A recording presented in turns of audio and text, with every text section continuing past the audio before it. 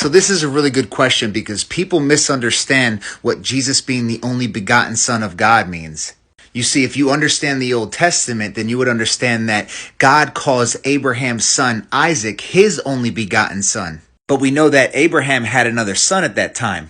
You see, this terminology, also translated as the only son, is saying this is a unique son.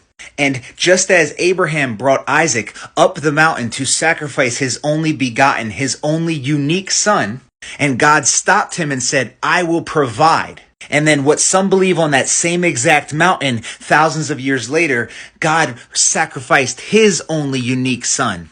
Now, what exactly is Jesus being his unique son mean? Because obviously Abraham sacrificing his only unique son was a foreshadow of Jesus.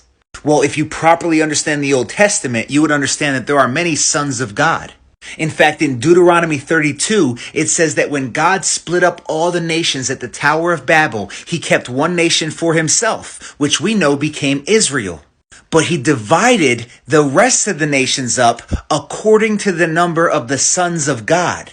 Now, depending on your translation, it might say sons of Israel, but you see, Israel did not exist yet, so that is not a proper translation of the original Hebrew. So who are these sons of God?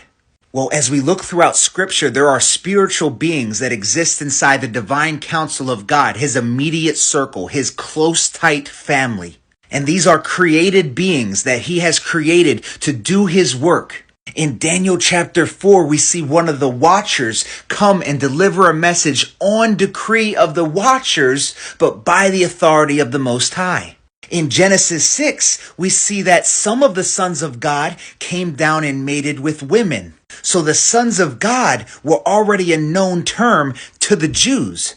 And this is why it's important to understand that he was not making the claim to be one of the sons of God. He was making the claim to be the unique, only begotten Son of God. Because unlike them, he is not a created being. The sons of God in the Old Testament, the B'nai Elohim, they are a created being that do the work of God. But Jesus is the only unique Son of God, and that's why the divine claim he makes is not actually calling himself Son of God, it's Son of Man. Because Son of Man is a divine claim from the prophecy of Daniel chapter 7. So he is the only unique Son of God, and he is the Son of Man.